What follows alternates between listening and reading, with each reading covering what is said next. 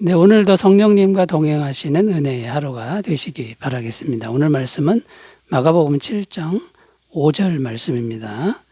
이에 바리새인들과 서기관들이 예수께 묻되 어찌하여 당신의 제자들은 장로들의 전통에 준행하지 아니하고 부정한 손으로 떡을 먹나이까. 아멘. 자, 이제 오늘 말씀 5절을 읽었는데 이 말씀이 이제 어떤 내용이냐면 바리새인들과 서기관들이 예수님께 시비를 거는 내용입니다. 그런데 예수님께 시비를 거는데 예수님이 어떤 행동을 한 걸 보고 시비를 거는 게 아니라 제자들의 행동을 보고 예수님께 시비를 걸고 있다라는 겁니다. 그러니까 제자들이 하는 행동을 봤으면 제자들과 논쟁을 하거나 시비를 걸어야 되는데 행동은 제자들이 했는데 시비는 예수님께 걸고 있다라는 것이죠. 자, 오늘날도 이와 비슷한 일들이 많이 벌어집니다. 세상 사람들은 성도들, 교회 다니는 사람들이 행동을 잘못하면 예수님을 비난한다라는 겁니다. 그러니까 성도들이 잘못한 건데 예수님은 잘못한 게 없습니다. 성도들이 잘못한 것인데도 예수님을 비난한다, 공격한다. 이렇게 되는 거죠.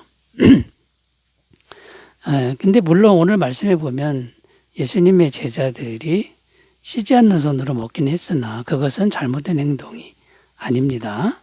자, 이걸 이제 분명히 해야 되겠죠. 잘못된 행동 때문에 시비를 거는 게 아니고요. 자기들이 잘못 생각하는 것으로 이제 시비를 거는 그런 내용인데, 그런데 이제 여기서 우리가 좀 더 생각할 게 뭐냐면, 제자들의 행동을 보고 예수님과 이렇게 공격하고 시비를 거는 이런 사람들처럼 오늘날에도 우리 성도들의 삶의 모습을 보고 신앙 전체를 또는 예수님을 비난하는 이런 세상이라는 거죠. 이 세상 앞에서 우리가 신앙인으로서 이제 어떤 행실을 해야 되느냐, 이런 주제로 설정하고 오늘 말씀을 함께 생각해 보려고 합니다. 사람들은 우리의 행실, 그 성도들의 행실을 보고 예수님을 칭찬할 수도 있고 존경할 수도 있고 비난할 수도 있다라는 거죠. 자, 그렇다면 우리 성도님들의 행동이 완벽할 수는 없겠지만요. 세상 앞에서 행동을 잘해야 되는 이런 숙제가 남아있다라는 겁니다.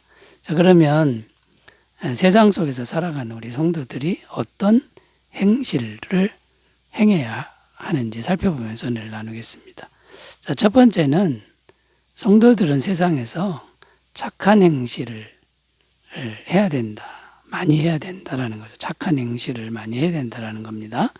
마태복음 5장 16절입니다. 이같이 너희 빛이 사람 앞에 비치게 하여 그들로 너희 착한 행실을 보고 하늘에 계신 너희 아버지께 영광을 돌리게 하라. 이 말씀에도 보면 성도가 착한 행실을 하면 세상 사람들이 하나님께 영광 돌린다 이렇게 말씀합니다. 그러니까 성도는 착한 행실에 힘써야 하는 거죠. 자, 성도가 착한 행실을 할 때 어두운 세상에 빛을 비추는 것처럼 세상을 밝게 할 수 있다라고 말씀합니다. 에베소서 5장 9절 13절 빛의 열매는 모든 착함과 의로움과 진실함에 있느니라. 자, 이런 행동을 하라는 거죠. 주를 기쁘시게 할 것이 무엇인가 시험하여 보라. 너희는 열매 없는 어둠의 일에 참여하지 말고 도리어 책망하라. 그들이 은밀히 행하는 것들은 말하기도 부끄러운 것들이라. 그러나 책망을 받는 모든 것은 빛으로 말미암아 드러나나니 드러나는 것마다 빛이니라. 어둠의 일에 참여하지 말고 착한 행실을 하고 또 어둠의 일을 하는 사람을 착한 행실로 책망하라. 그래야 세상이 빛이 된다. 이제 이런 말씀이 됩니다. 이게 성도가 해야 될 일이라는 거고요. 그리고 성도가 착한 행실을 많이 하면 심판날에 하나님께 영광이 된다. 심판날에 하나님께 영광이 된다. 이런 말씀도 있습니다. 베드로 전서 2장 12절입니다. 너희가 이방인 중에서 행실을 선하게 가져 너희를 악행한다고 비방하는 자들로 하여금 너희 선한 일을 보고 오시는 날에 하나님께 영광을 돌리게 하려 함이라. 그러니까 오시는 날 이렇게 되어 있는데 심판 날에 성도의 착한 행실은 하나님께 영광이 된다. 이렇게 말씀하고 있습니다. 자, 그러면 여러분 구체적으로 착한 행실은 어떻게 하는 겁니까? 쉽게 얘기해서 베푸는 삶입니다. 내 것을 나눠주는 삶이 착한 행실이라는 거죠. 나눠주는 게 없이는 착한 행실을 할 수가 없다라는 겁니다. 히브리서 13장 16절 오직 선을 행함과 서로 나누어 주기를 잊지 말라. 하나님은 이 같은 제사를 기뻐하셨느니라. 선을 행하고 나누어 주는 것을 하나님은 제사로 받으신다라고 이렇게 말씀하고 기뻐하신다고 말씀하는 것을 우리가 꼭 기억했으면 좋겠습니다. 또 착한 행실이라고 하는 건요, 미운 마음을 잘 극복해야 됩니다. 미운 마음 가지고는 착한 행실이 안 됩니다. 그 미운 마음이 시시때때로 찾아오는데 이걸 잘 극복해야 된다라는 거죠. 마태복음 5장 43절 44절도 내 이웃을 사랑하고 내 원수를 미워하라 하였다는 것을 너희가 들었으나 나는 너희에게 이르노니 너희 원수를 사랑하며 너희를 박해하는 자를 위하여 기도하라. 원수를 사랑하고 박해하는 자를 축복 기도하라, 이제 이런 내용인데 이게 인간적 마음으로는 불가능합니다. 예수님께서 십자가를 지신 그 마음, 성령님을 통해서 이 마음을 계속 공급받을 때 이제 우리는 미운 마음을 극복하고 착한 행실을 실천하게 될 줄로 믿습니다. 예수님의 마음으로 착한 행실에 힘쓰는 삶이 되시기 바라겠습니다. 두 번째로 가보겠습니다. 성도가 세상에서 어떤 행실을 해야 할까요? 범사에 감사해야 된다라는 겁니다. 범사에 감사해야 된다라는 것입니다. 데살로니가서 5장 18절 범사에 감사하라. 이것이 그리스도 예수 안에서 너희를 향하신 하나님의 뜻이니라. 자, 범사에 감사라고 하는데 이 범사에 감사하면 어떻게 됩니까? 세상 사람들이 이 성도님들을 좋게 본다라는 겁니다. 뭐든지 감사한다고 하면은 얼마나 좋게 보겠습니까? 그런데 범사에 불평하고 범사에 원망하는 기독교인이 있다고 생각해 보시면 세상 사람들이 어떻게 보겠습니까?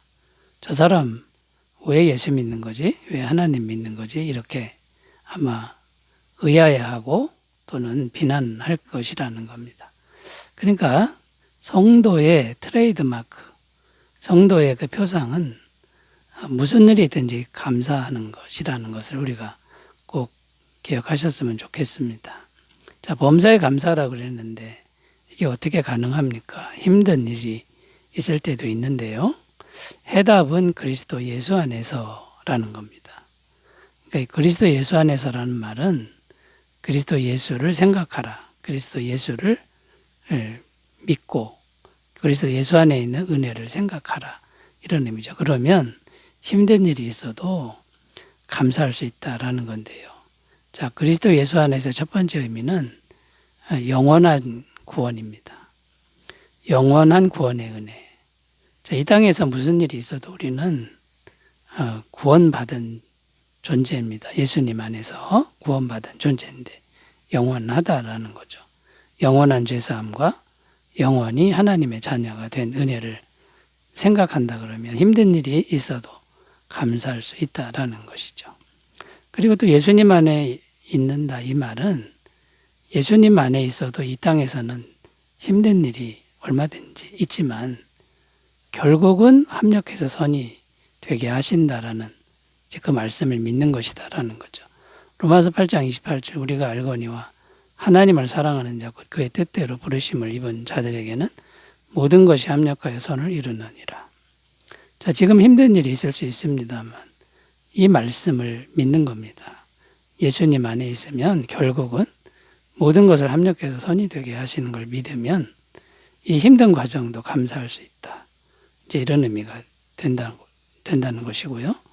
자, 지금 힘든 이유가 뭔가 부족하기 때문에 힘들 수가 있습니다만 약속의 말씀은 뭡니까? 항상 때마다 시마다 필요를 채워주시는데 예수님만 의지하면 항상 어김없이 채워주신다라는 약속의 말씀을 믿는 것이죠. 빌립보서 4장 19절 나의 하나님이 그리스도 예수 안에서 영광 가운데 그 풍성한 대로 너희 모든 쓸 것을 채우시리라. 저도 짧지만 인생을 돌아보면 정말 부족할 때가 많았습니다만 정말 신실하게 하나님이 채우시는 것을 정말 계속 경험하고 있다라는 것이죠.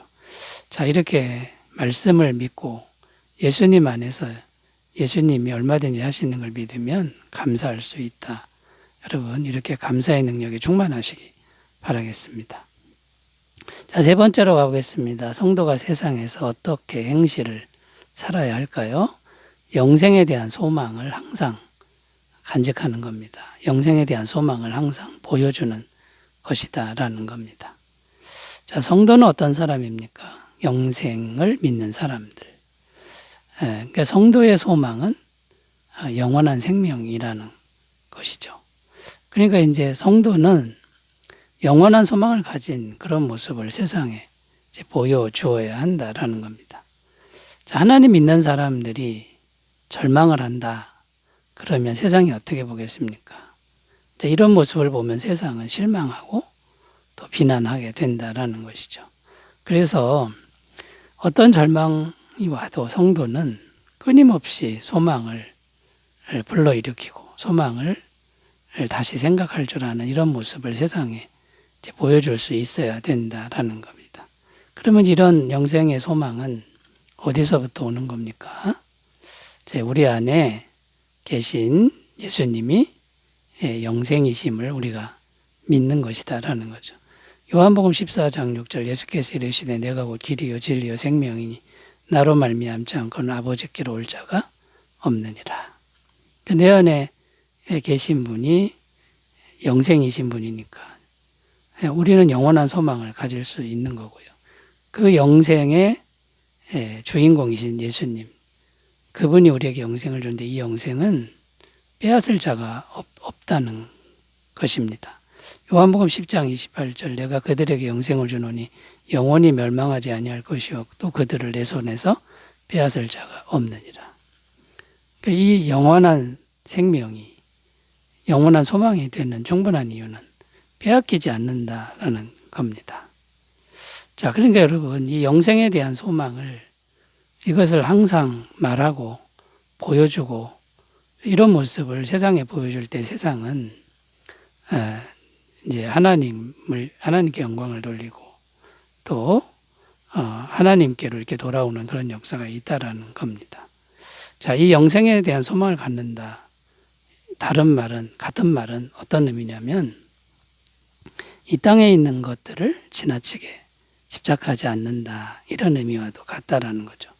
성도가 이 땅에 있는 것들을 지나치게 집착하면 세상 사람들이 실망한다라는 겁니다. 디모데전서 6장 7절에서 10절입니다. 우리가 세상에 아무것도 가지고 온 것이 없으며 또한 아무것도 가지고 가지 못하리니 우리가 먹을 것과 입을 것이 있은즉 족한 줄로 알 것이니라. 부활해 하는 자들은 시험과 올무와 여러 가지 어리석고 해로운 욕심에 떨어지나니 곧 사람으로 파멸과 멸망에 빠지게 하는 것이라. 돈을 사랑하며 일만하게 뿌리가 되나니 이것을 탐내는 자들은 미혹을 받아 믿음에서 떠나 많은 근심으로서 자기를 찔렀도다. 자, 여러분, 영생에 대한 소망을 가진 사람은 이 땅에 있는 것을 지나치게 집착하지 않습니다. 자, 이런 모습을 우리가 세상에 잘 보여주는 신실한 성도들이 되었으면 좋겠습니다. 기도합니다. 하나님 아버지, 성도로서 우리의 삶은 주님을 비추는 거울이 되는데 우리의 행실이 아름답게 하옵소서. 예수님의 이름으로 기도드립니다. 아멘. 주님의 임재 충만하시기 바라겠습니다. 감사합니다.